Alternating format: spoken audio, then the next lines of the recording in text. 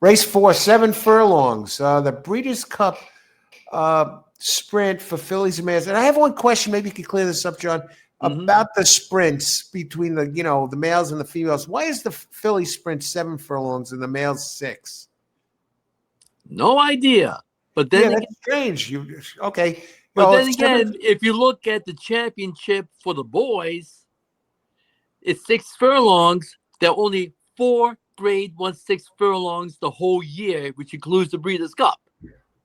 You got more Grade 1s going 7 furlongs, but you're basing your championship race at 6. Who knows why they do it? That they get paid more than me to make those decisions. So it's compelling questions, and I'll tell you, the big question, the big thing you gave out stat today that is just unbelievable, mind-boggling. I'm still kind of thinking about it.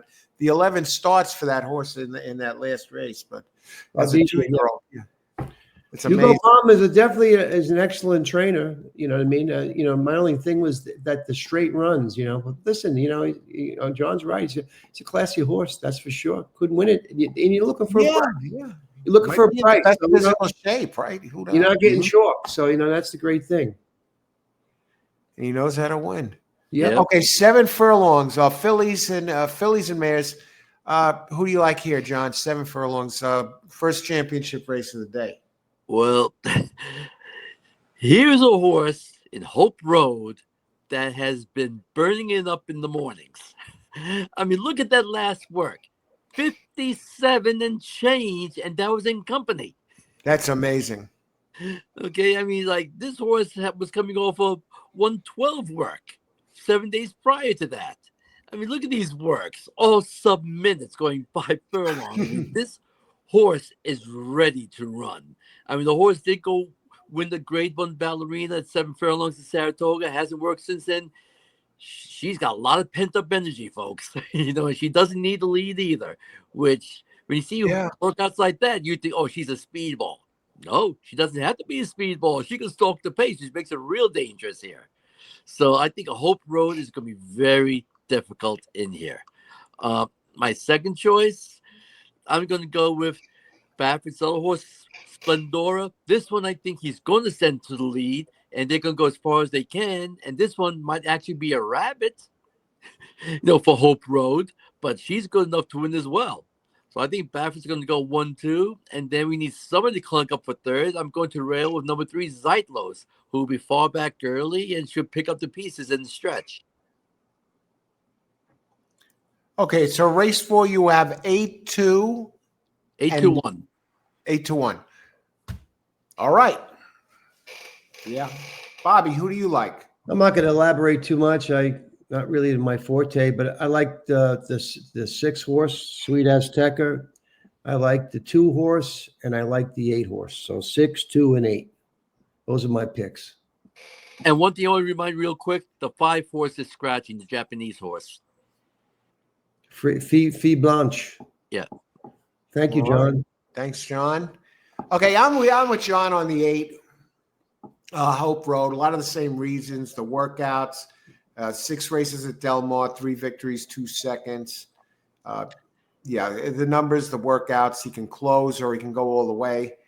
G1 winner Jose Ortiz keeps the mount here in Saratoga. Now he goes out to the west. He rides him for Bob at Del Mar. Horse for the course. Number 1 for 8 4-1. And Bobby, we're very close on these. I like 6 second best. Sweet Aztec. I'm just kind of curious why. Okay, Hernandez is up there. That's Bob's guy, and he's riding for Baltus. But I like him. He looks like the main speed here. He's another one, 2 for 2 here. He just looks solid, and if he can carry the 6.5, he should be even that much faster going only 6. Gets a good jump. Decent, excellent workouts. 2 back. Okay, nice. A bullet 2 back and 59 and 4 the last. And my third choice is the other Baffert, ridden by Pratt. Splendora, number 2. Okay, Hernandez rides this all the time. I wonder how Hernandez. I'm done. 862. But any reason why Hernandez isn't riding on the two Bafferts in this race? What's the allegiance to Sweet Aztec, Richard Baltas? I don't know. He's right. He's ridden the last 2 times. So it's just- Okay. So yeah, and he's the Mhm. favorite. So I guess they let him go there. Okay. Okay. Now we'll go on to race number. Thanks, Robert. And now we'll go on to race number 5, a turf sprint. And let's bring that up and talk about that. Let me just get the description up so the people know what's going on. Saturday, race 5. Some great races. Race 5. 5-furlong sprint for 3-year-olds and up. Okay, so this is the males here. So what do we got? John. Okay, I'm gonna go with the Euro.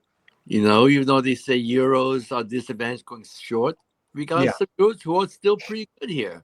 I'm gonna go with number 11, Bucanero Fuerte. This is a horse.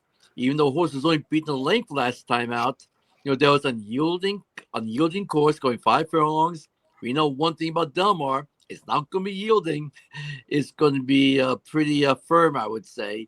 And one thing they talk about is when you have horses like this, when they come over, these are the type of horses who want a nice, hard, firm turf course. And I think you're going to get this here.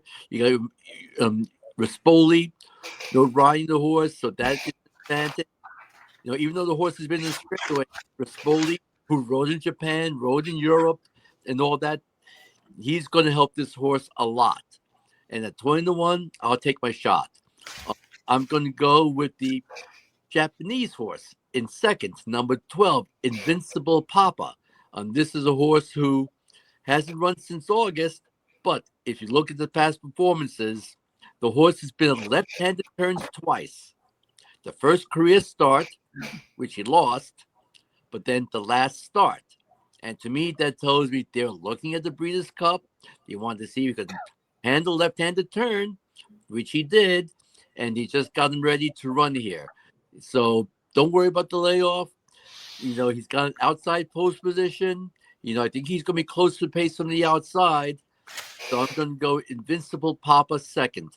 And then for third, I'm going to take the American horse number 8, AG Bullet. This is a horse who has won 2 in a row.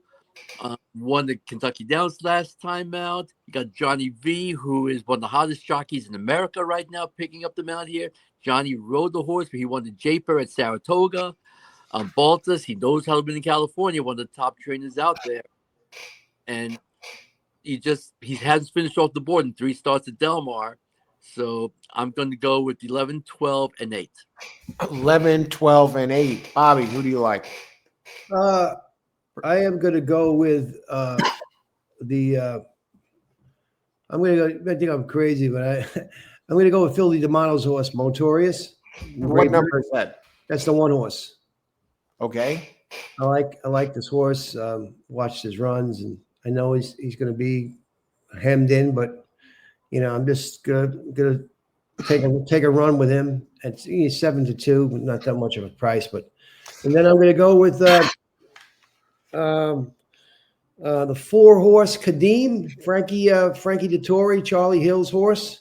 That's my Euro pick. I think he's a good horse. He ran at Keeneland. I love the way he ran at Keeneland. He closed really well. If there's a speed, he's going to close really nicely. I'm going to go with that. That horse, the 4 horse, and then finally I'm going to go with the Ag Bullet, the 8 horse. So I got 1, 4, 8 Ag Bullet, Richard Baltas. I love Baltas, and I think he's dangerous horse also. So 1, 4, 8 for me. Okay, in this race, I'm gonna shoot through this here. The sprint. I'm gonna go with number 3. Let me just make sure I got the right one. Arizona Blaze. Yeah, I got number 3, Arizona Blaze. That's my top choice. Okay, I just looked at that a little bit here. Yeah, he's come back off, comes off, delivered in his last race here. with Egan. He keeps the regular jockey at 3, and the race 2 back. A little bit of a concern, but he seems to have buckled up, and he's put together good efforts before. Even in the races that he loses, he's close. The post position helps. So I like him on the inside, number 3. And my second choice in this race is we go down to number 10, Irad Ortiz, D'Angelo. This one has some speed. It should be able to overcome the outside. It got the jock at the distance. He's 3 for 3. And he's basically a win machine if you throw out the rate. He didn't do anything at Ascot. 15th, 7 back. But, here in the States, this guy is good. The shipping, that's a bit of a concern. But he has some good works leading up to this race. And I like him for second with Irad and D'Angelo. And my third choice in this race is AG Bullet. And Johnny V up. He's riding Johnny B. He's run on the track 3 times. He's comes off a couple of victories, including a G1 at Saratoga, then a G2 in his last race at Kentucky Downs, Del Mar. He does have a victory there in 2/3, but he has good enough pace to be, he has decent pace, and he seems to go to the lead a lot lately. But he has come off the pace to win 2 back in the G1, and he definitely has the pace to be part of this in pounds. So number 8. So my selection's 8, 6. The top selection is wait a second. My top selection is 3. Right. 3, 10, 8. 3, 10, 8. All right. The sprint races are very, hanging out with John Krugay. It's one of the races that he kind of shies away from because anything can happen, and it's true. It's the truth. One wrong move one bad step, and that's it. So listen, I don't think you can go crazy with these 5-furlong races, but listen, got to have an opinion on something. Go ahead. Now, one thing I want to say real quick is you talk about Egan. I mean, Egan is the contract rider for Ammo Racing. So he rides for Ammo in Europe, and then in the winter, he goes to Gulfstream Park and rides for Jorge Delgado, who trains the Ammo horses down Gulfstream in the winter, and he's won on quite a few of them as well. And Frankie Dettori, who could have been one of these horses, because he is, when he retires, he's going to be the global ambassador for Ammo Racing. That's a good point. So I'm a little surprised that Dettori's not riding here. But Egan's going to be on 1, and because my choice, Bucanero, that's also Ammo Racing. And both these horses do have speed. Mm-hmm. That's a good point. Kadim is going to be closing, if anything. So if they cancel each other out, you'll see him in the end there, But Frankie, and Frankie's he's a damn good rider. One of the races up today, he was really amazing how he won that race. We'll talk about it later. Anyway, we'll move on, right, Alan? I think we're doing pretty good. We're doing pretty good here. Great information you guys have on those overseas horses here. That very going to the race. Excellent. Race 7. No race. We're on to race 6, and then we're going to get to the meat and potatoes, the final 6 race, the final 6 championship races on Saturday. But this is the 6th. It's a fun race. Here's the 6-furlong sprint championship for the males, 3 and up. John, what do you think? This is such a crazy race. I mean, look, Bentonado, that race he ran at Churchill Downs was, wow. That was just great. Off the layoff, he ran second in the BC Sprint last year. He won the Gallant Bob. He come back. He looked like a tremendous machine the way he won that race. And he's a heavy favorite. A lot of people plan to single him. My problem is 1 start this year. I wish he had another start. I'd be a little bit more confident. You just had the 1 start winning the way he did. Is that going to be enough versus these? Because this is a big step up in company. Now, I'm going to do something a little different here. I'm going to go with a horse that is going to try to take advantage of some speed on the front end and close. And you're seeing horsemanship in getting this horse into this race. And that's number 3, Lovesick Blues. And this is a horse who won the Bing Crosby at Del Mar, going 6 furlongs, 2 starts back. And then what does the trainer, Labrado Barocchio, do? He runs him going down the hill at Santa Anita at 6.5 furlongs. He just misses by a nose. But he's obviously using that as a workout to cut him back to 6 furlongs, put him back on the dirt. I mean, that's a horseman move. Because he wasn't going for the money. He ran against state breds. But this is what good trainers do, the horseman move. They don't care about the money. They want to win, but they don't care about the money if the goal is this race. And he thought this was the best way to get this horse to this race. So to me, at 10-1, he's probably going to be higher. With this guy who nobody knows how to say Barocchio. I mean, bro, you sure that wasn't your name on the show? But but seriously, he's like, I'm going to go and with that horse. Second, I'm going Wesley Ward, another coming from off the pace with Nakatomi. The horse won by neck in the Grade 2 Phoenix at Keeneland last time out. I mean, this is a horse I think is with Jose Ortiz riding, should be able to take advantage. And of course, I had to give Bentonato lots of respect. He did win impressively. I just wish he had another race under his belt, but I will make him third because I can't leave him out. Okay. Yeah, that's something about that number 3 horse, that how he turns into a monster, 4 for 7 at the distance, first and second at the Del Mar on dirt. You wonder why they run him on turf at all, considering what he does on the other surface. So 3, 8, and then you have the 5-2 shot. He is number number 10, 3, 8, 10. Okay, Robert, who do you like? I like Thelonious Monk, so I'm going to go with the Straight No Chaser as my top pick. And then I like, I really can't expand on these the turf races. I'm not really an expert at them. Bob Baffert's 7-horse Imagination.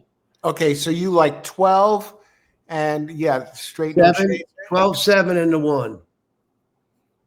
And Copian, Richard Mandela's horse. 12, 7. And 1 with Mike Smith. John, is Mike Smith trying to break some sort of record this weekend? I heard something about that. Yeah, all-time leading winner of the Breeders' Cup. Oh, so he's tied for the lead now? Yeah. Yeah, because I thought he was the leader a few years ago. Someone must have caught him. Okay. And also, one other thing about Imagination, he was the one who was the workmate of Hope Road in that last work on the 24th. They worked together, both had the 57 and change work. Mm-hmm.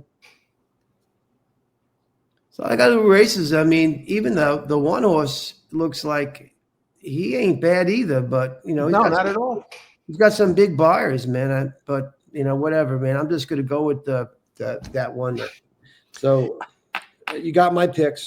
Yeah, I'm with you. I'm with you, Bobby, on the 12 Straight No Chaser. When this one's ready to go, he got his. He was laid off from April until September. They put him in a little bit of a lighter race at G2, got his work in, finished third, 2 back at the distance, still put up a respectable number, was leading most of the way. And I think the second now off the layoff, he's going to be ready to step forward. And another thing about him, he is the defending champion of this race. And we're getting a price, 8-1 with Johnny V up. And Dan Blacker only trained for the 2025 54 races, but he knows when to spot him. 26%, 5 for 9 at the distance, 2/3 at a price. I'll leave him in there. And another one I was looking at is the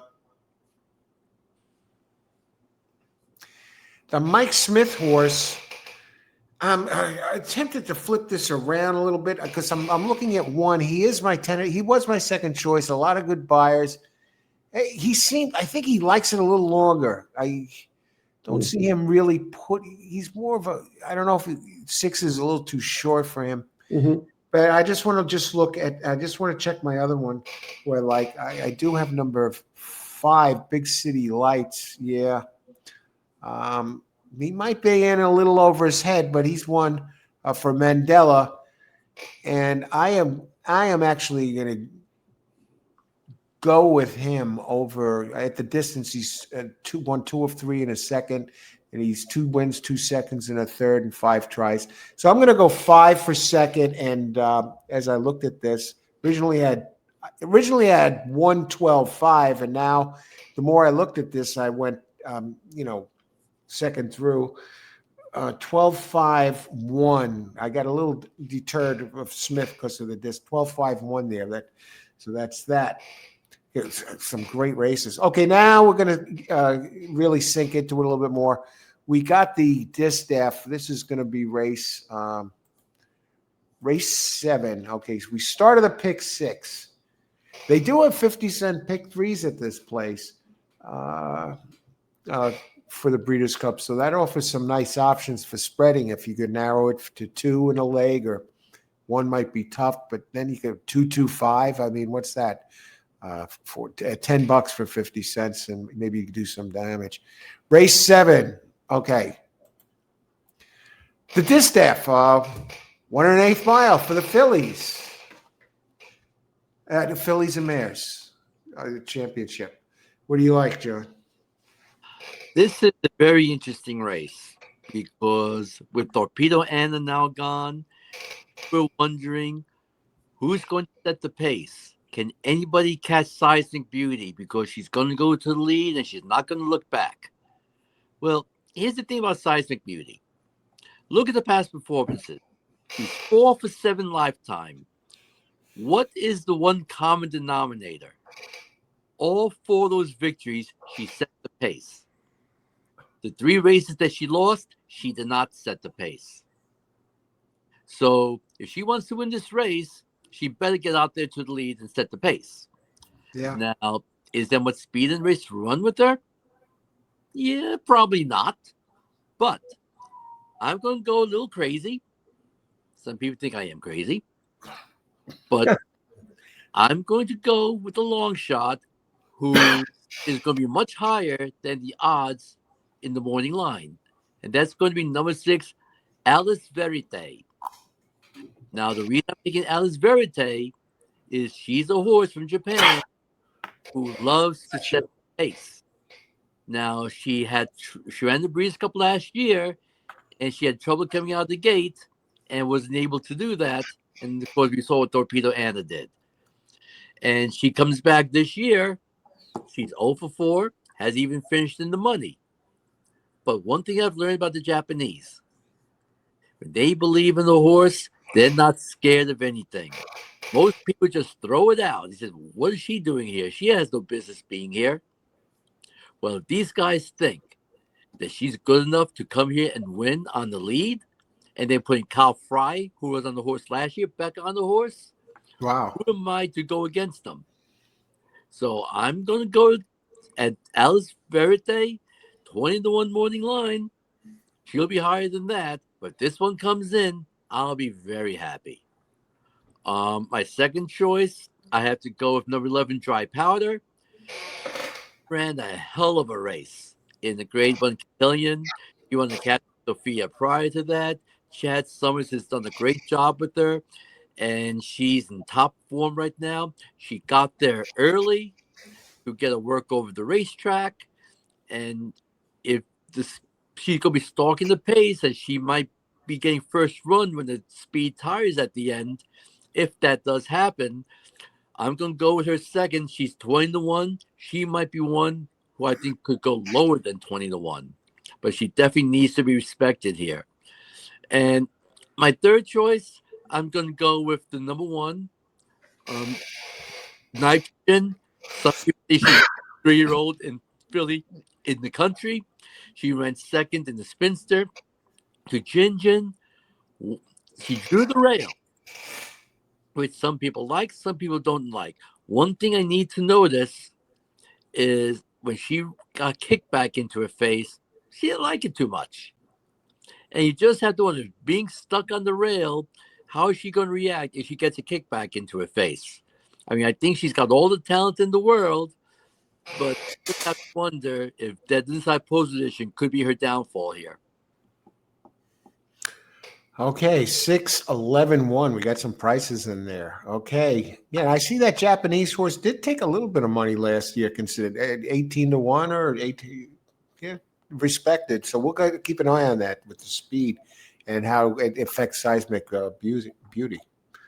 Robert, who do you like? There was a handicapper who was on this show last time at the Travers, and he spoke about a horse that came in second to Torpedo Anna. His name is John Silver. The 12 horse came in second to Torpedo Anna. I like Darth Vader. I'm going with Star Wars here.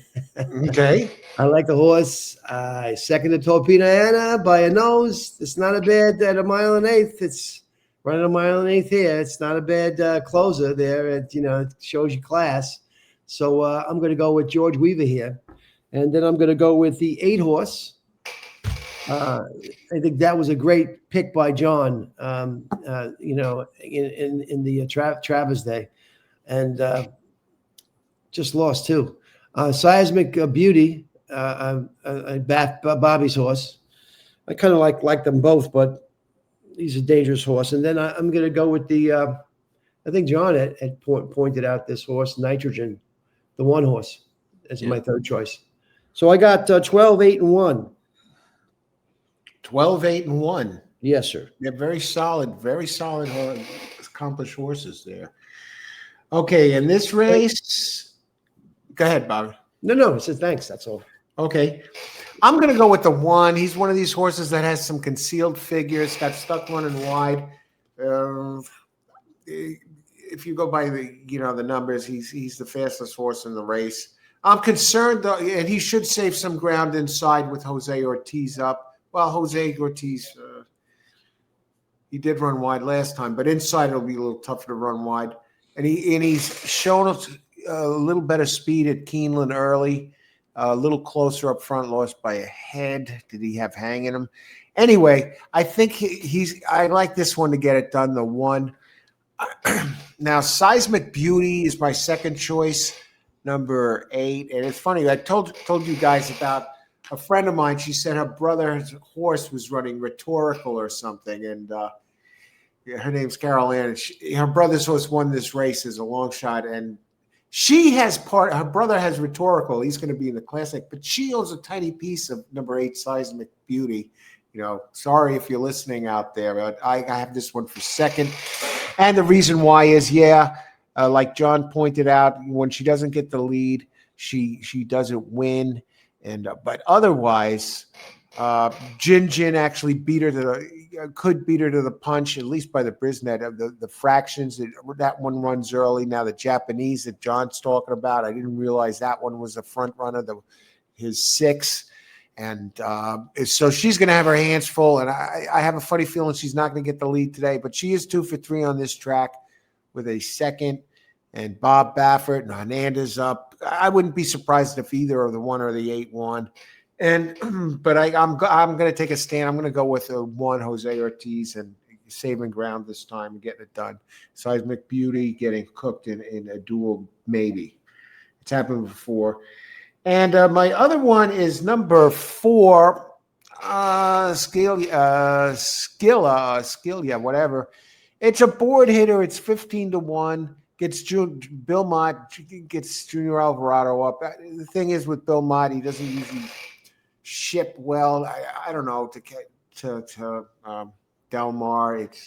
That's the negative there. I don't think he's going to win, but he's certainly a board hitter. Maybe for that. So I'll put him as my third choice. 184 there. Yeah, maybe he wins if it totally breaks down a bit. This one does have a good middle move, so he has a good post. So that's it. 184. All right, we go on to here's a good one. We go on to race number 8, the 1.5-mile turf on Saturday. Let me bring it up. Make the adjustment.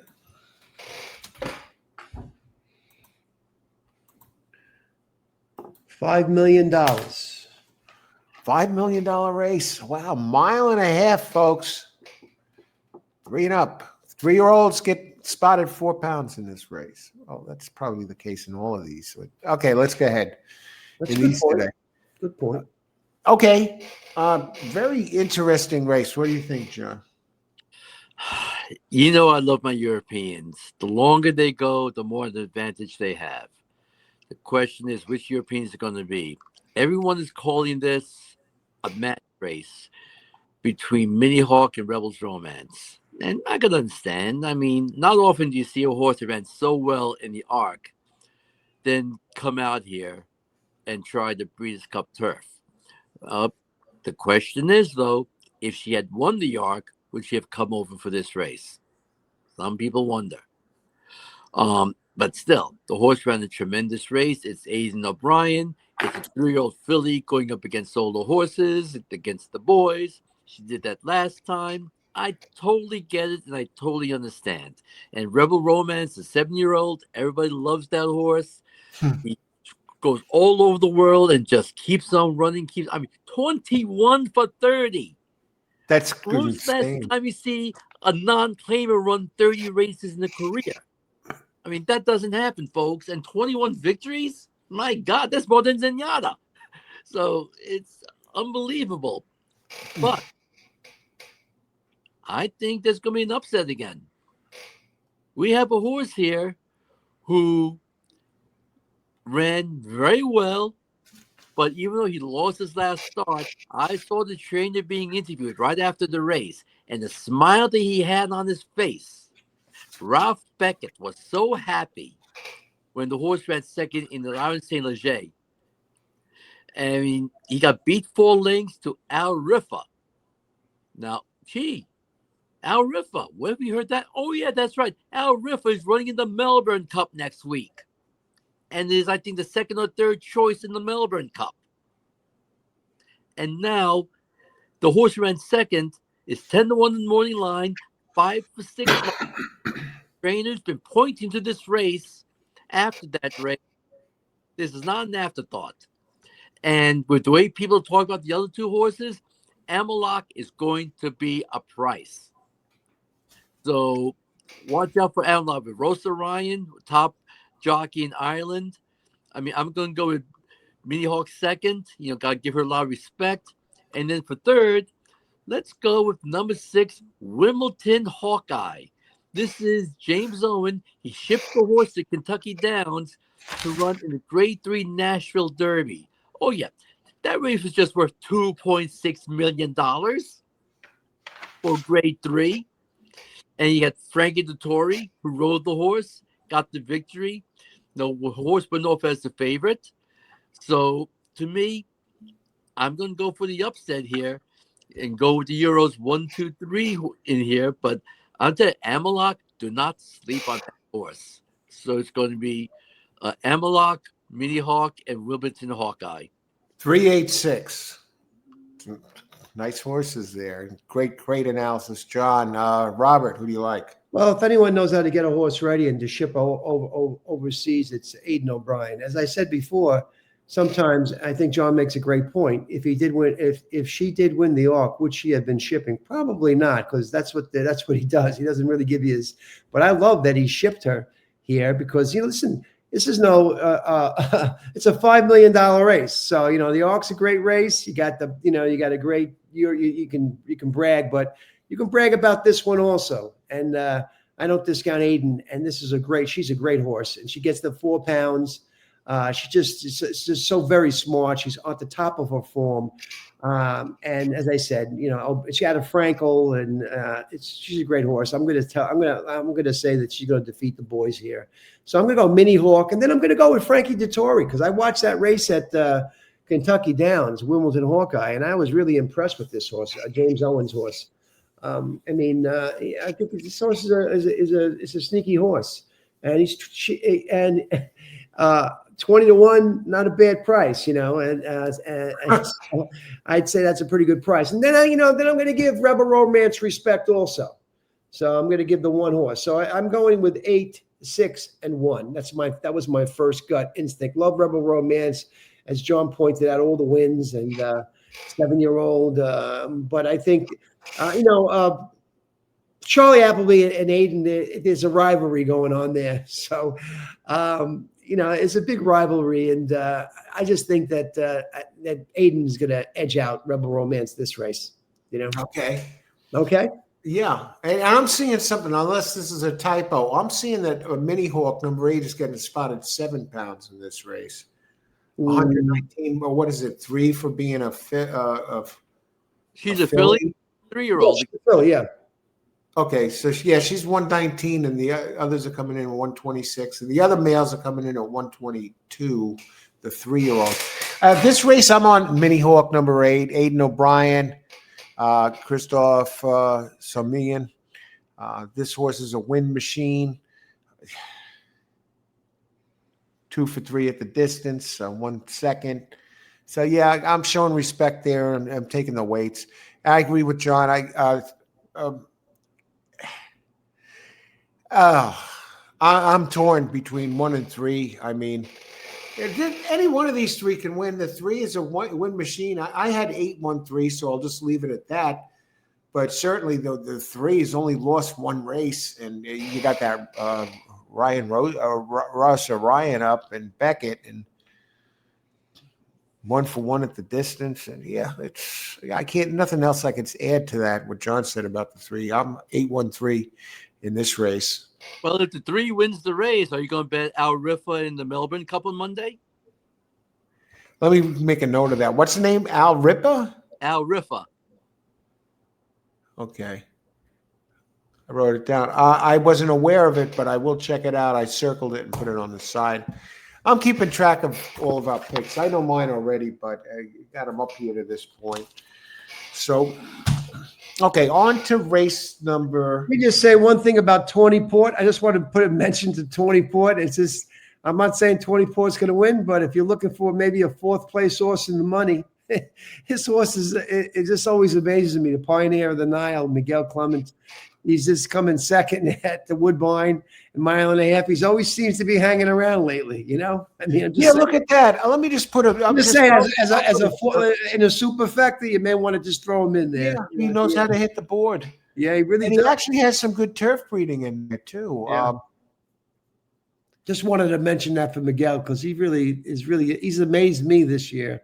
Yeah, he's earned over $2 million. Yeah.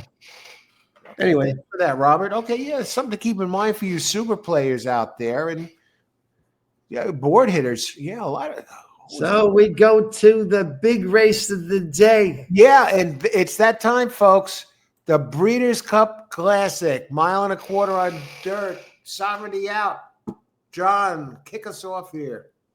It's a shame about Sovereignty, because I know we probably should take a moment of silence that he's not going to be in this race, because I think a certain handicapper here has been on him since day 1. But yeah, I know. Could that be? But yes, I know. You've been a dead cold on him, John. Yeah. But Robert, yeah. Mm-hmm. Yeah. I mean, Robert did a great job finding it, with him sticking with them. The one thing about this race here, even without Sovereignty, it's a great betting race. Fantastic. I mean, you're going to get some overlays on some really nice horses here. Not contrary thinking, but some other horses, you're going to get some great prices. The revised morning line is very interesting because I know Aragona, who made the morning line, made Fierceness 5-2, and then then he switched up with Sierra Leone, and with Forever Young, he made both of them 7-2. And that's going to be interesting to see how the betting comes, because Forever Young, look, whenever there's a big race, he's always in there right now. He hasn't won it, but he's always there. You always have to respect it. And you just have to wonder what's going to happen here. And Fierceness, we all know Rapoli, how he feels. He's not happy there's a rabbit in the contrary thinking. So, but that's part of horse racing. It's not like Rapoli hasn't done things like that in the past as well. And Sierra Leone, I mean, let's face it, he's going to get helped by having the rabbit here. And this horse has all the ability in the world. and he is the defending champion. And he likes Delmar. Obviously, he could get a great trip on the Pratt. I mean, it's going to be interesting to see what the final odds are going to be at post time, because you can go in so many different directions. Myself personally, I mean, I picked this horse in the past. I've liked this horse in the past. A part of me wishes there was a jockey change, but the one thing I've learned, whether it's the Japanese trainers or the Japanese jockeys, they are learning with each and every race. And even though Sakai still has the mount, it doesn't bother me as much as it would have bothered me last year, because he's learning. He's one of the top jockeys in Japan. And yes, he did not have a great trip in the Dubai World Cup. I mean, that was a horror show, and the horse still ran third to hit show Yeah. that mixed though. But he learned his comeback race, in the Nippon TV High, was impressive. But that's what it was. It was a prep race for the spot. And these guys they're a horseman. They make the horseman move. They go out there and do what it takes to win the race. And to me, it's about time the Japanese break through and get the victory they've been looking for in one of our big races. It's the Kentucky Derby, but there's nothing wrong with winning the Breeders' Cup Classic. So I'm going to go with number 6, Forever Young. Thank God, because run out of things to say. Okay, Forever Young first, 6. Yeah. If he First, puts up that Saudi Cup thoroughgraph number, the race is over. yeah. I think he was And that was a minus trouble 5 trip or that day, something. Yeah. too. That was a disaster that day. Fierceness is going to be my second choice. Drew the rail. Horse has good tactical speed, and the horse has victory in the Pacific Classic. I mean, Fierceness, definitely the one to beat here. I mean, the inside pole position doesn't bother me. Contrary thinking doesn't bother me. This horse knows what he's doing. He's going to be very prepared here. And for my third choice, I'm going to go with a little bit of an upset.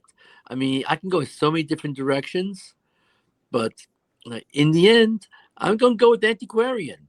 I mean, this is a horse who won the Jockey Club Gold Cup, at 13-1. I mean, Todd has done a great job getting this horse ready to go. He's still lightly erased with only 9 starts. Yeah. 11, but but this is a horse. Todd has done everything right. The horse is growing up and peaking at the right time. And even though you're losing Johnny Velasquez, nothing wrong with Luis Saez. He can Right. definitely get the job done here. And the outside post position doesn't bother me at all. And it was tough because I was looking at this one and I was looking at Baeza, who he was impressive winning the Pennsylvania Derby. He did everything right. He needed to win the race at the Pennsylvania Derby because he needed that victory under his belt, because he only had the main victory prior to that. And the only 2 horses that beat him were Sovereignty and Journalism. I mean, it is obvious that he is the third best 3-year-old in the country right now. He's growing up at the right time. If he wins, not going to surprise me at all. And I wish I was getting the 15-1 original morning line that he had. He's 10-1 now, but one thing we've learned about John Sheriffs, he knows how to develop a horse. He knows how to get them to peak at the right moment. He's not going to rush. And this horse took a new step when he won here at Parks. And he might be ready to roll. And believe me, this is such an open race that to make him my 4th choice, believe me, this might be one of the, even though we don't have Sovereignty, one of the best races we'll see in quite a while. I'd put a 4 after your 10 with an asterisk next to it, just because you talked about it. I want to ask you, John, you were there that day. You helped put that race together, the field. Seeing Baeza in person, was he a physically imposing horse, a good-looking? I went to the backstretch. I saw him in the stall. I spoke to John, and Baez right there. He definitely is. And he looked like he's grown since from earlier this year as well. I mean, he looked great. And then he went out there on the racetrack. He looked great. And Berrios, which I'm glad that John put him back on the horse and he kept him on the horse. I He did agree. a great job going off the pace. A little bit further back than most people expected, but once he asked them to go and make that move, a guy with familiarity made that move, and it worked out tremendously. So to me, I mean, you have to give that horse a lot of respect. Robert, who do you like here? What a Classic. difference, what a difference, what a difference, what a difference. all come to this. It makes 365 days. Ja, ja, ja, ja, ja, ja, ja. Well, I'm going with Fierceness because Fierceness, I had him last year. He got softened up by Forever Young, but it's a year later. It's a big difference. And the Pacific Classic, and he showed what he can do. And that trouble he had in the beginning, he corrected himself, almost went into the rail. I think that, Todd really has this horse ready to pounce. And I'm going to stick with Fierceness, just like my brother stuck with Sierra Leone, even though he lost 10,000 on the Derby in the future bets. But I'm gonna stay with Fierceness. I just think he's a sharp horse, and he just got. It's a year later. That's all I can say. And he's he's 4 years old, going off 3 years old, 3-year-olds, and he's going to do what he did last. He's going to do what he was supposed to do last year, this year. So I'm going to go with King Fierceness, and then I'm going to go with Alan. He's been on this horse a long time, and I'm going to give my props to journalism. So I'm going to go with that exacta that happened at Del Mar on August 30th. Fierceness over journalism. I like journalism as my second pick. He's had some time to rest.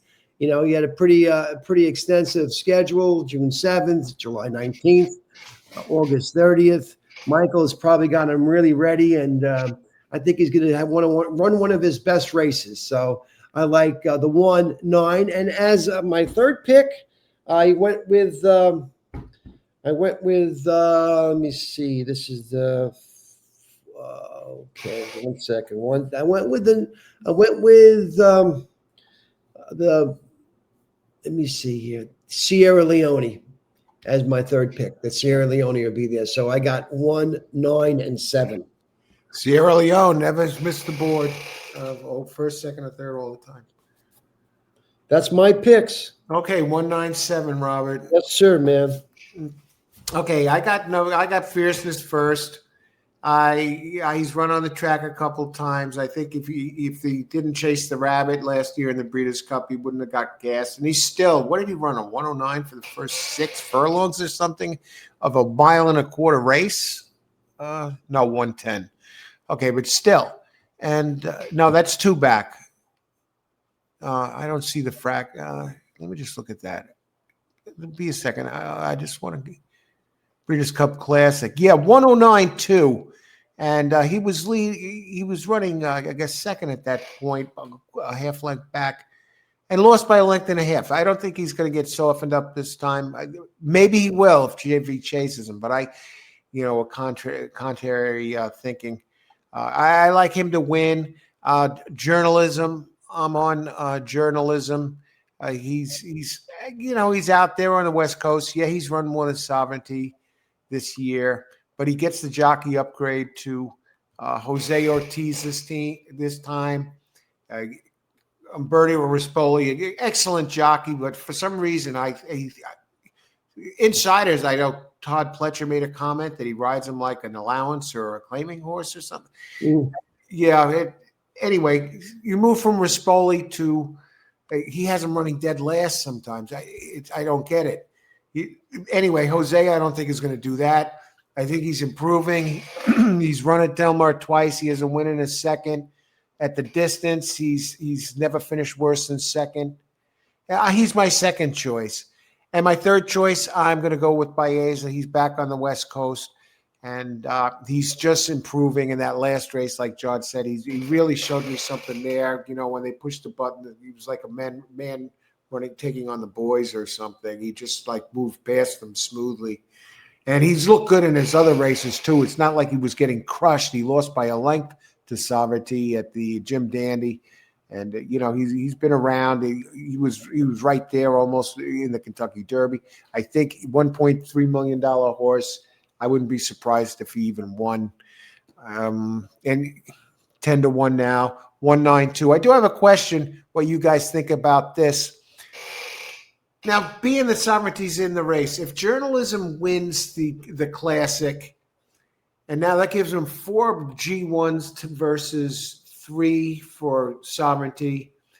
He's the only horse that ran in all 3 Breeders' Triple Crown races, and he finished a fairly close second to Sovereignty in the 2 that he lost. He wins the Breeders' Cup Classic. It's the biggest race of the year and a big purse. It's going to make him the leading money winner, I think, of the horses. Definitely of all the 3-year-olds.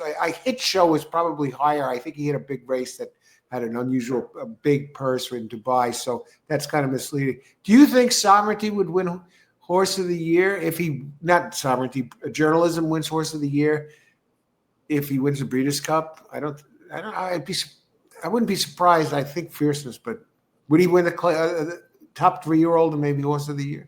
No shot. No shot. No shot of winning? 0 for 3 against Sovereignty. And it isn't 0 for 2. Kentucky Derby, Belmont Stakes, Travers. Hasn't happened in a long time. No, he didn't. Yeah, he won the Travers. Okay, but he didn't face Journalism 3 times. He beat him twice. Yeah, but those are 3 and they were on wet tracks. I'm not the expert. I'm not really the expert. But the thing is, he got handled easily by Sovereignty. I don't know how easily. What, a length? I don't give up, man. I love him, man. All right, we got the opinion. That's all I wanted to know. And so we'll see what happens. Baby. He don't give all up. The moves that happened with Journalism, they were pointing for the championship. They switched the jockey because they felt the jockey change could get him over the hump. Because Rispoli, he rode him great. He has not been able to beat Sovereignty. Also, let me give you a little insight.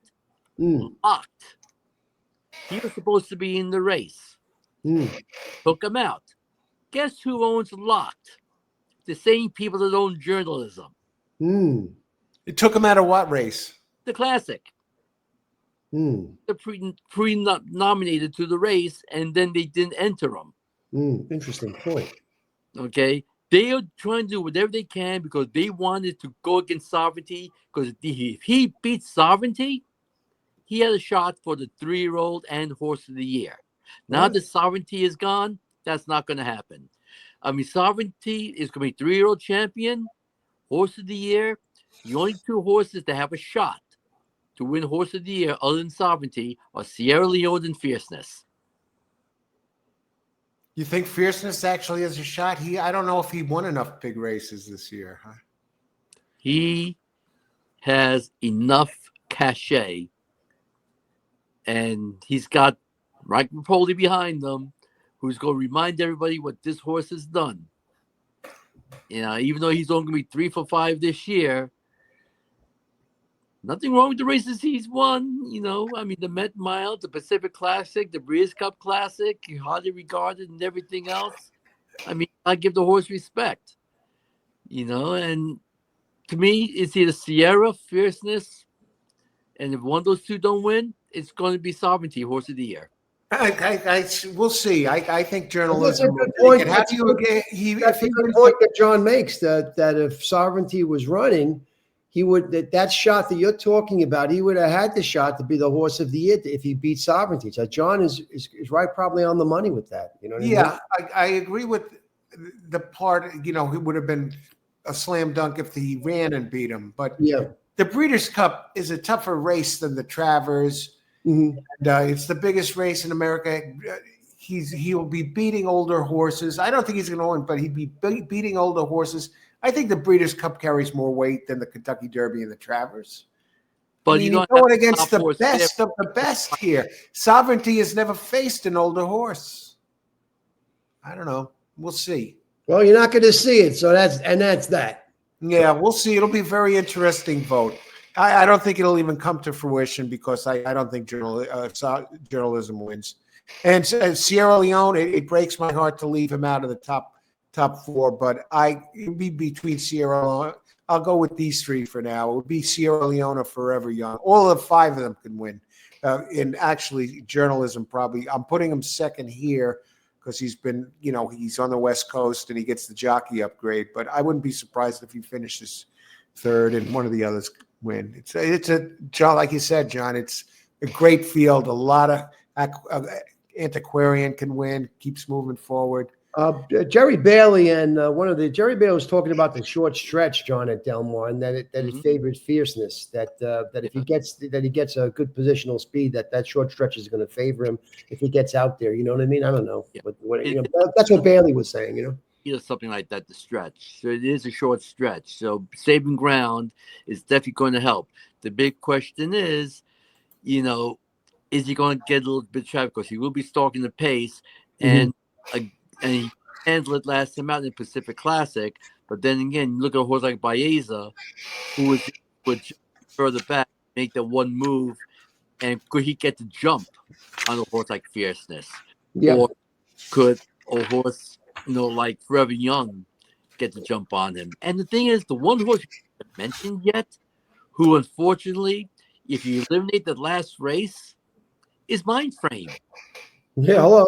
3-3. And his last race, he lost because he lost the jockey.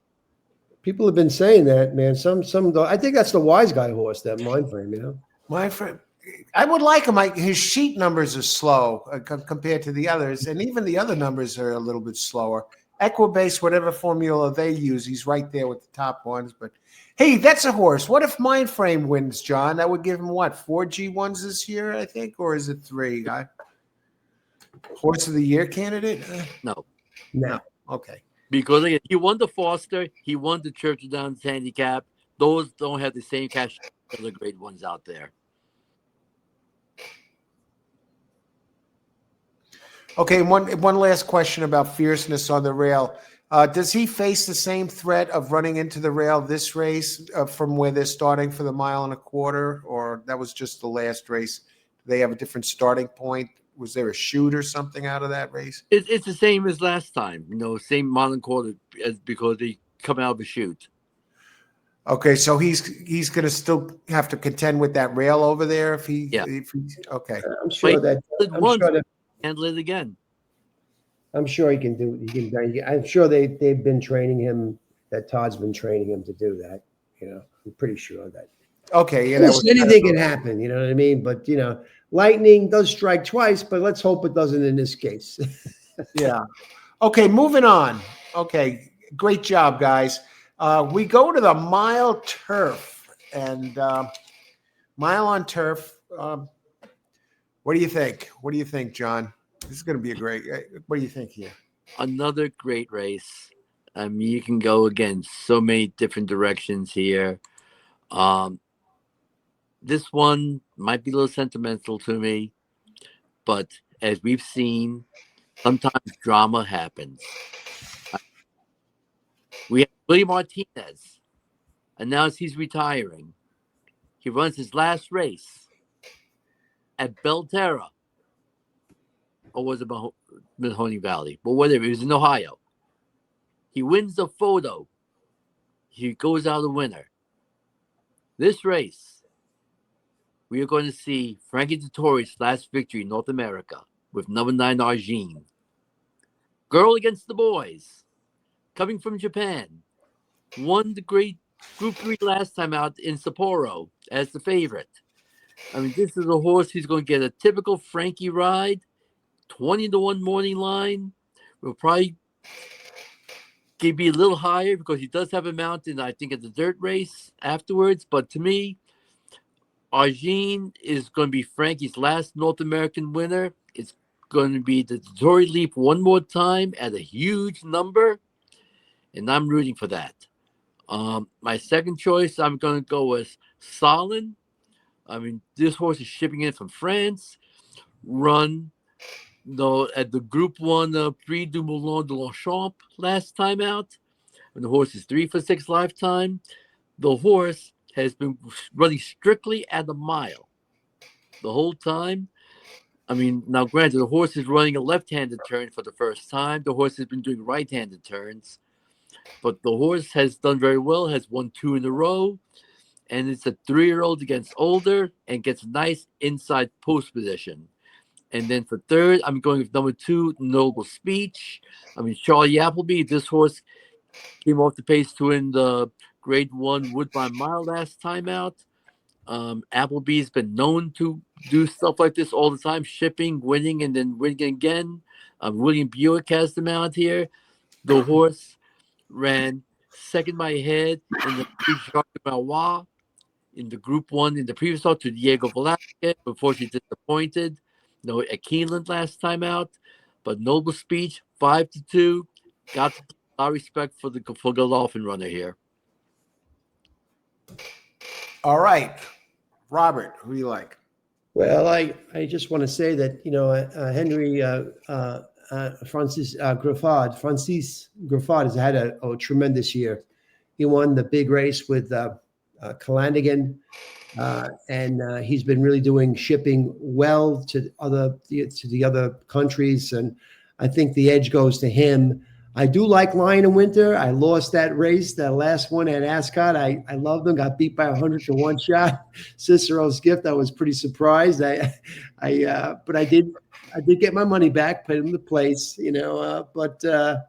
I think that if you look at the to September 7th, and you look at Lion in Winter, had a really hard race October 18th. I hate to go against Aiden, but I think, and Salon has beat Lion in Winter, in the last race, and he's come up against him and he's beat him. So I think the edge goes to Salon here at 6-1. I really like him. I like for my second choice. I will say that Lion in Winter is a very good horse. These horses, Aiden's horses, when they drop the weight, they get that firm ground. They're a different horse. It's not unusual for Aiden to ship a horse from October 18th and bring him in. But I'll give credit to Notable Speech too. So I'm going to say 3-4 and 3-4 and 2, but I would say 3-2 also and 3-4. So both of them to be second. So I lean more towards 3-2 and then a little 3-4. But those are my three choices. Salon is my top choice because Griffard has really had a tremendous year. All right, 3-4-2.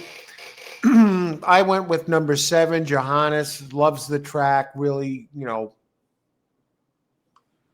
ran here last year in this race, finished second, just missed, put up a big number, and did run there in July in 2024. His two best races, his two best races are here, and 5 for 7 at the distance, and Rispoli riding for Yankton. I know it's American, but I'm going to put it on top at the price, number 7. And my second choice is number 2, Notable Speech. I Buick, Appleby, or it's just too much to move past here. 6 for 12 at the distance. It's has run here. It's done very well. He's run at this track. He put up a big number, and he was in that race with Johannes. Got beat by Johannes by only a head, but he gets a great position here. I like number 2, and I like 3. It was between 3, Salon, and 4, Lion in Winter, and I think Salon's a little bit more rested. He comes off a couple of wins, and so I went that direction there. They're both 6-1. They're both big winners. Salon 596K winner and Lion of Winter 498, going to get over 500,000. But yeah, more rested for 3, and number 3 is my third choice, and then I would go 4 if I was going another. So 7-2-3 for race 10. I'll correct mine to 3, 2, and 4. I think that Notable Speech, you can't discount Notable Speech. I think that Notable Speech is a tough horse. So, and I really love that Woodbine race. What he did, and so I'm going to go 3, 2, 4. I'm going to change my. Got it. Wrote it down. Okay. Got all our selections here going. So race 11, right? Now we're up to race 11. Yeah. Only 2, and these races, they seem to be getting better as they're going along. Okay, this is okay. Now look, getting better as they're going along. The 1 mile, the dirt sprint championship. John, kick us off. What do you like? This is a tremendous race. I mean, you have a Kentucky Derby winner. You have the defending champion of the race. You have the Breeders' Cup Classic winner in here. I mean, where are we going to see horses like that anyplace else? I mean, it's unbelievable. Yeah. Yeah, it's amazing. It's tremendous. And then you have a horse who some people think is the best two older horse in the country, but he got sick, and that's why he's running in this spot instead. But I'm going to go for the upset. Mm. And I'm going to go crazy. I'm going to go with number 9, Touch of Destiny. 20-1, 3-year-old running against older horses. First time in North America. Horse won by 5 lengths in Uruguay last time out. Yeah, how often do you see Uruguay to America and winning first time out in America? Not too often. But Mike McCarthy knows what he's doing. The horse, like that 50, with that 50 and change work.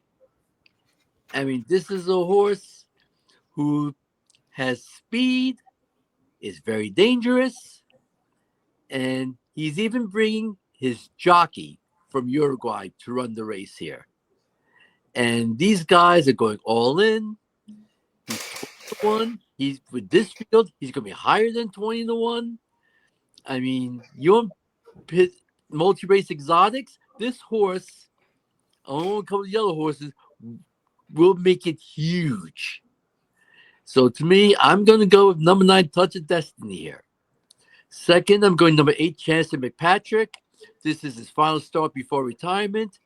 He came off the pace to win the Curlin 2 starts back.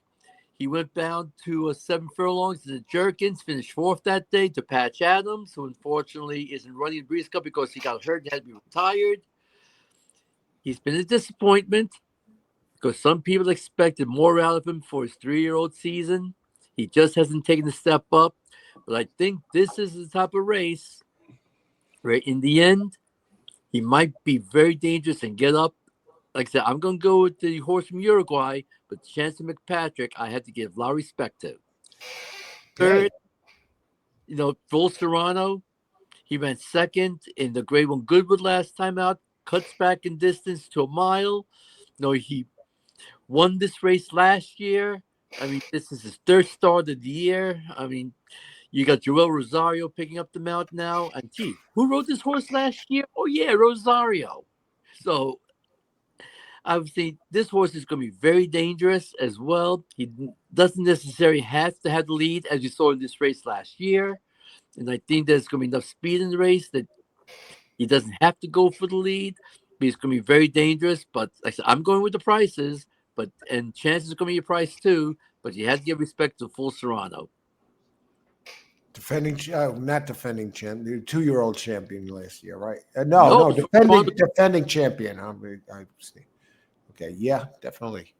Okay, 986. Yeah, I'm looking at that 9, John. That horse can run, has some fast, quick workouts. A couple of bullets in 2 out of the last 4, but even the ones that aren't bullets are quick. That'll be an interesting one. Wow. All right, Robert, who do you like here in the mile? I have a liking to a horse called Nyquist. And ever since that Derby win at 125-1 and the 13,000, and I'm not bragging, I'm just saying I do like Nyquist. I like what he's throwing. So I like Bob Baffert here. I'm going to go. I know he's the favorite, but I'm going to go 3. And I'm glad I picked Full Serrano because John liked them also. So I'm going to go 3, 6. And as my 3rd pick, I'm going to go with Chancellor McPatrick. So 3, 6, 8. I'm going to play that try. 3, All 6, right. 8. That's some good horses in there. Some good horses in there. Good, interesting. And I'm a little different. I'm going to go to number 10. I'm going to go to White Barrio here. You love that horse, man. he's running wide. He's putting up negative figures, believe it or not, but he's running amazingly wide, 5 wide. I mean, at Saratoga, when he came in 4th in that race, the Whitney, I mean, Yeah. the ride, everyone was screaming, why is he so wide? And, but anyway, I think if anyone could straighten him out, Irod can, and he did, was the You Breeders' think Cup. he's a little compromised because of the short distance, but because I know he closes, Alan. I'm just curious. Well, he has a good middle move, and he's pretty quick all around. Yeah, but he does close. He does have a good closing kick. Yeah. I'm going to take a shot with him this time. Right, man. I think Safi and Irod, he's been running in G1s, and his races aren't as bad as they look. They're kind of concealed numbers, and maybe they can get him straightened out. We're getting 10-1. I mean, 8. I don't know 8-1. And my second choice in this race is number 3, Nisos. It was either him or Nisos. I was going to go Nisos. I've watched his races, and there was one race, I think it was, it was in July. They had him pinned in or something on the rail. They weren't letting him out, and somehow he found a way through, and what a move he came on late. He has a tremendous middle and late move. That's a San Diego grade too.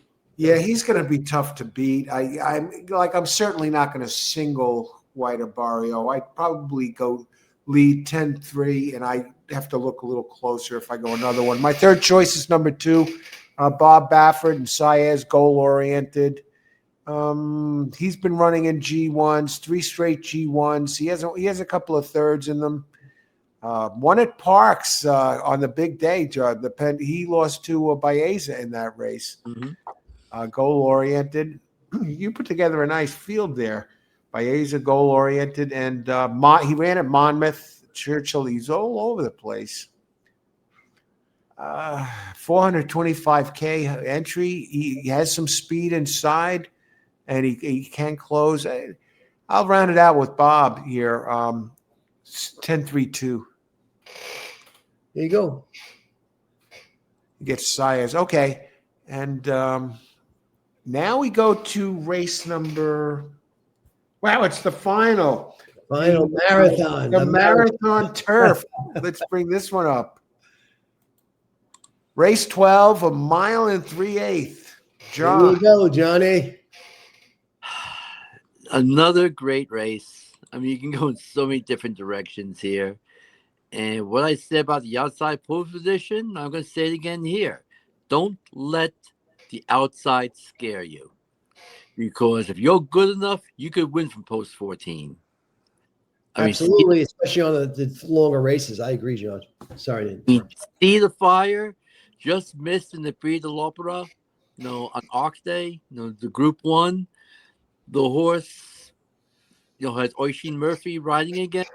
I mean, this is a horse who, 1 for 6 this year. I mean, I think Balding, has been pointing this horse to running this race. And this horse has been running long distances all year. I mean, the horse has 6 starts this year. And it's either been 4 starts at the mile and a quarter and 2 starts at the mile and 5/16. You don't see that in America, folks. And 4-year-old filly, she's very good. She's 3 for 16. I think she's good enough to beat these. My second choice, I'm going to go. What number is that, John? The 14. Okay, I'm with you. Go ahead. Yeah.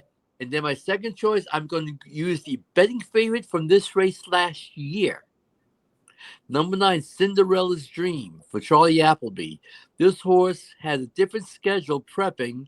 Came to America, won 2 starts in a row, came in the Philly-Mad Turf, went off the favorite, finished second. As a favorite, they only beaten half a length to Moira, and we all know how good Moira is. Appleby changed things around this year. Her season hasn't been the same. She's 2 for 6. She comes off a mile race, in Newmarket last time out, and now she's stretching out. She's only been a mile and a quarter once, and that was 2 starts back, and she ran 4th that day. But I think that might have been done on purpose, and we're going to see how that works out. And then for third, I'm going to go with number 8, Cathedral. And this is a horse who ran in Newmarket last time out. And the horse was compromised with a troubled start that day.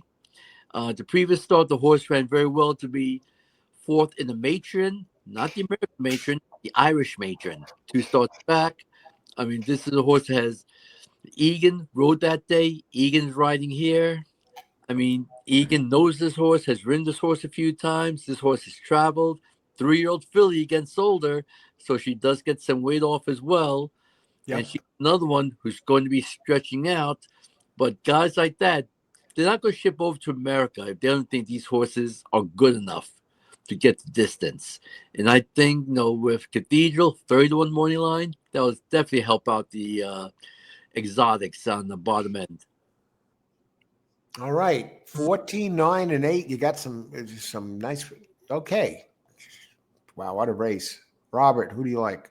Well, I'm going to go with Henry Grafad's horse again. The only thing that I kind of don't like is that he likes the good and soft ground. Gazora, the 5-horse. Peter Brandt is the owner. Okay. Wow. Wow. Barcelona. Kalanigan, he won the big race with Kalanigan in the marathon at Ascot. He's a great trainer. He's bringing this one. It's a great one. Throw out the arc. You just got to throw out that race. But prior to that, he came in about 1.5 at the Prix Vermal, and he won the Prix Diane pretty impressively with Semillion on him, and he beat Bedtime Story. She beat Bedtime Story because she's a filly. So I really like Gazora a lot. So I'm going to go with the 5, and also I do like the 9-horse. I mean, Charlie Appleby, I got to give him props. I mean, he has his horses ready. I was almost like up in the air about this, but I'm going to take a shot with the 5, 9, and I'm going to say, and a little bit of the money we're going to give up props to, I'm stuck between the Irish horse, Beleza, Miguel's horse, who's a good ran first in the Saratoga mile and 3/8, show that he likes the distance. She's a 4-year-old. So you know what? I'm gonna say the 12 is my third pick with a little Bedtime Story because I love Aiden. I'm a Coolmore guy, but I'm just gonna go. So I'm going 5, 9, and 12, and a little bit of the 11. The thing is about with Aiden, his horses that the ones that you don't think he has a chance on, he wins races on them. But in this case, being that the 5 just shown a lot better, then I'm going to say but the 5 on top. So 5, 9, 12, and a little bit the 11. Okay, Alan, that's Got it. I got it written down, and I put a dot next to the 11 and listed them 4th. Okay. My choices. I'm going with the 9. Actually, the 2 Godolphin Appleby horses I'm going with 1, 2, 9. You got Buick up, Cinderella's Dream. Has run at the distance. Has run at America. It has run at Del Mar in second place finish here. And G1s. Has a couple of G1. He has a G1 here. He's close in all his races. William Buick up. Number 7, I like the 6-horse. Diamond Rain. Now, Buick is not on him. Billy, long name, jockey up. So we got the main guy on the 9. What I read about him, he seems like a solid contender. And Appleby, he does win at a high 25% with shippers and well rested for this. The distance is the challenge, but I'm comfortable with this horse and the training. Okay, 9, 6, and the other one I went with I did go with 13. Always, he's just winning in second, even in the third place finish. He finishes, 2 couple of thirds. He finished off, less than a length behind the first and second. He's never missed the board. 8 wins, 2 seconds, 2 thirds. Hasn't run here. Yeah, Sherry DeVries. She's Yeah, dangerous, man. yeah, she's pretty good. She's coming Yeah. on, and yeah, this horse has a nice closing kick, and it's better off out here, I think, than on the rail. But we'll see. You got to go what 3 turns? No. You This go is the 3 turns, John, or no? That Or was is that? Oh, they start on the backstretch, right, John? yeah, 3 turns, which is something Chad Brown hates. okay. Right. He complained about that last year. Didn't enter anything in protest. Unfortunately, he's entered this. Okay, so that's my third show. 9, 6, and 13 here. 9, 6, and 13. So we got all our selections. I do want to say, did I put up that this was race 13? And we did pretty good tonight. We got Okay. this. We got everything in time. I think we did pretty good. Mm-hmm. And we so much that we could have talked about didn't even broach yet. Right. Like, who would believe that the steeplechase horse could win the Breeders' Cup race? But in the Breeders' Cup turf, we have a steeplechase horse in the race. We do. The 14. Wow. I mean, that's something you don't see every day. Let me see. I still got that up. Let me just check that out. 14 was a steeplechase horse? Uh-huh. I'm looking down. Would they even list that here? I guess. Yeah. Really? Look Wow. at his races from earlier this year from Cheltenham. The 14 on this last race, John. No, in the Breeders' Cup turf. In race 8. Oh, okay. Let's go back to race 8 for a second. Sorry, John. I got confused. Okay, number 14.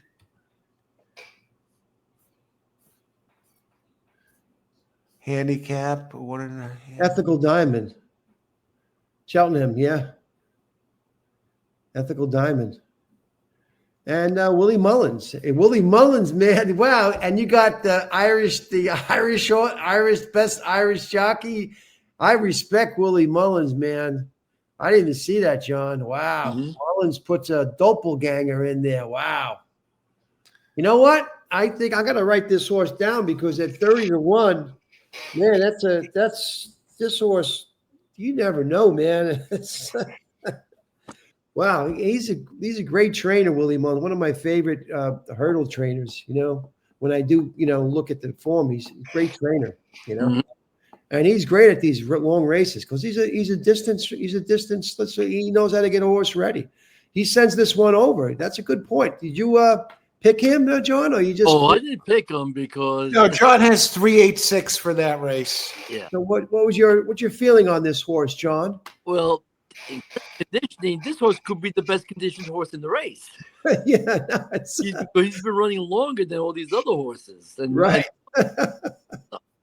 So in terms of conditioning, just is he fast enough, good enough? Who knows? But Yeah. it's so intriguing because he's never It's intriguing. Yeah. moved like this. A horse going over the jumps into a grade 1 flat race like this. I think Mullins is he's something else. They put this one in there. This is your guys' specialty, the overseas stuff, and Robert and John. I listen along here because I'm kind of learning this. That's why I don't say too much about that. I'm not going to blow smoke, but that's very interesting. I'm trying. He won this race at York. It's interesting. He won that race at a mile at Good to Firm, 1 3/4 miles. He had William Buick on him. Mhm. Right. And he ran with 134 pounds, John. Some of the other races, John, he ran with 166 pounds on him. Whoa. Three back. And he came in 7th. Don't get me wrong. He ran one with 166 pounds on him at 2 miles heavy. And he won the race with 166. Now he cuts back to 126. Holy shit, man. Wow. That's a good point, man. That's funny. Yeah. If you look at his past performances, he's never run that light before. Yeah, and Ryan Moore ran him at Ascot, and he won at Ascot at 1.5 miles. Good to Firm around, and he ran around the right-handed. John. Yeah. He's won over $500,000. Holy smoke. Hey, man, John don't play, man. John doesn't play, man. I mean, you got to check out these things because you just never know. I'm looking, I discount all those, but you're right. At a mile and a half, that post position really is not going to matter. And, dropping, like you said, John, at a mile and a half, especially, no? I mean, this is like a sprint for this horse. Yes, that's true. Wow. Well, be warned, everybody. The Euros do something different. I mean, who sees a 2-year-old with 11 starts? Yeah. You see a steeplechase horse running the grade 1 on the flat. They do things differently when they're successful with it. Yes. We can learn from them. Yeah, we get fun races to watch. They race a lot. They're a lot of. They race them. They're a lot older. You know what I mean? They don't. The Coolmore retires them, but the other ones like Mullins's horse, and some of the other ones, they're like 7-year-olds and they're still running classy races. Romance 30 career starts, still running grade 1s with 21 victories. Yeah. It's going to be great. Yeah. Guys, I want to thank you so much for joining us here, everybody. They're terrific, covering every single Breeders' Cup race this year, all 14 of them, 5 Saturday, and the 9 of them 5 Friday and 9 of them on Saturday, and it's going to be fantastic. And just keep in mind, for those out there, the future bets Pool 1 opens up this weekend. Wait till after the Breeder Cup is over before you place your bets Saturday night, whatever, because the odds might swing. So thanks so much, guys. And thanks, everybody, for watching. Enjoy the races. Best of luck. Bring it home. Win big. And remember, may the horse be with you. Thanks.